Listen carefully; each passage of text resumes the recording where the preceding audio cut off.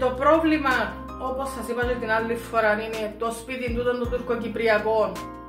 Είχε το μία κοπέλα παλιά πριν 3 χρόνια πιάντη το για την τεράστια περιουσία που ήβραν πάνω της, έχει 3 σπίτια.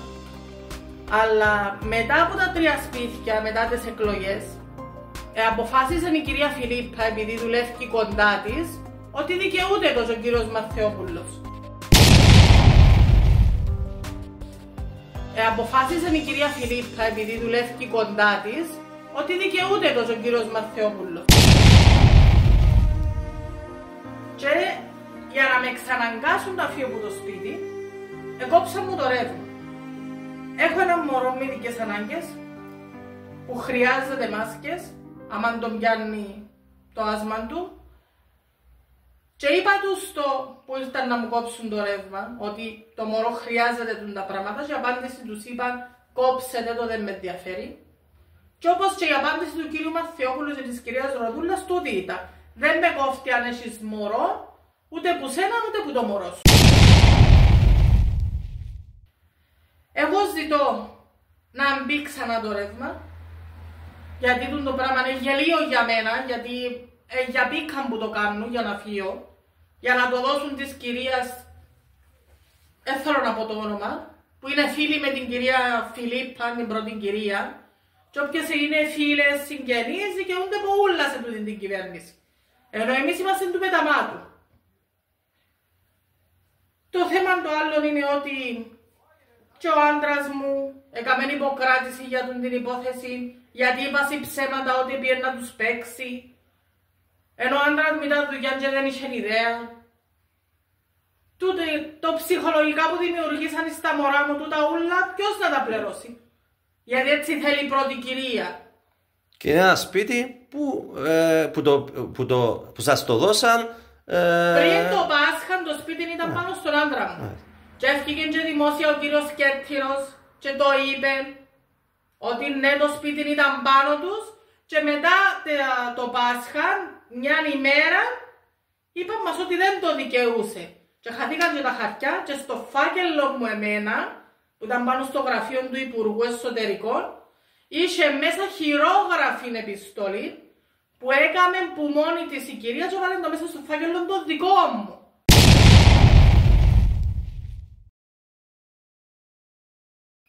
Και σε τούτο το φάκελο έχει και υπογραφές που τον δήμαρχο της πόλης Χρυσοχούς που μας υπόγραψε για να πιάουμε το σπίτι.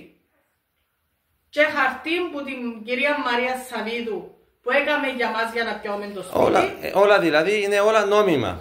Ακριβώς. Και επένδυκε και ο κύριος Ηλίας Μυριάθους, έπιασε τον τηλέφωνο προσωπικά και είπε του πέτους να μην ανησυχούν και το σπίτι είναι δικό τους.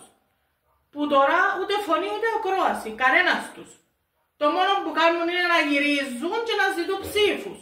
Αλλά ψήφους δεν έχει. Δεν είναι μόνο να θέλεις ψήφου και την ανάγκη του άλλου. Αφού θέλεις τη βοήθεια μου, θέλω και εγώ τη δική σου. Άριστα. Και η μόνη που ανταποκριθήκατε και πάλι τη δεύτερη φορά ο Λευτέρης, δεν ξαναβοήθησε με. Του κινήματος ενεργό. Το κίνημα ενεργό, πάλι ο Λευτέρης επένδυκε. Και τον ευχαριστώ πάρα πολλά που κάνει την κίνηση, που ήρθε πάλι να με βοηθήσει. Και αυτή τη στιγμή είσαστε χωρίς ρεύμα, χωρίς η γεννήτρια έσπασε και είσαστε χωρίς ρεύμα αυτή τη στιγμή με δύο ανήλικα παιδιά. Ναι. Και το ένα με ειδικές ανάγκες. Ναι. Μάλιστα. Απλώς ζητώ κάτι που για μένα εγγελίων και μπορώ να πω. Ζητάτε κάτι ανθρώπινο. Ανθρώπινο. Που δικαίωμα του κάθε άνθρωπο να έχει και νερό και ρεύμα. Όχι να του το κόψεις γιατί θέλεις να τον εξαναγκάσεις να φύγει και γιατί εκείνοι που το είσαι ήταν φίλοι σου και πρέπει να την κανονίσουμε. Ενώ έχει και άλλα σπίτια τούτη κυρία. Έχει άλλο 3. 3 σπίτια. 2 στην πόλη Χρυσοχούς. Μάλιστα. Το ένα είναι στη θάλασσα και το άλλο είναι διαμέρισμα. Που το έχει νοικιασμένο στη θάλασσα. Μάλιστα. Και έναν στη Λευκοσία. Μάλιστα. Και έχει και πεζιναντική της, την Πετρολίνα. Μάλιστα. Και είναι τούτος ο λόγος που της έπιαν το σπίτι και είπαν της δεν το δικαιούσε. Και τώρα, πολύ σωστά έκαμασε. Η νέα κυβέρνηση Τι νόμους εύκαλε και πετάσει μια οικογένεια στον δρόμο και να το δώσει σε μια άλλη που έχει 3 σπίτια και να δικαιούται η κυρία Φιλίππα και ο κύριος Μαθεόπουλος. Γιατί είναι τούτοι δύο που συνομώτησασαι. Γιατί είναι πρώτα ξαδέρφια. Τούτοι δύο. Να πάμε να δούμε και τη γεννήτρια. Ναι. Να προχωρούμε να δείτε και το σπίτι της κυρίας. Ναι.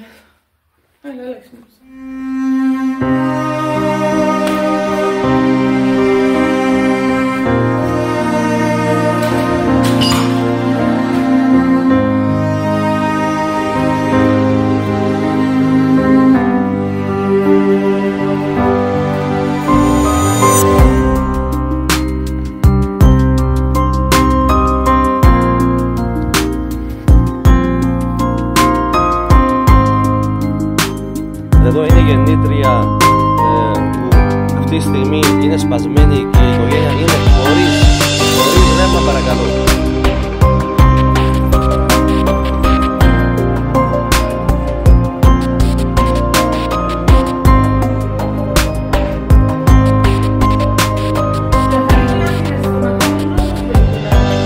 Και το σπίτι τούτο που βλέπετε, η οικογένεια εδώ το έχει φτιάξει.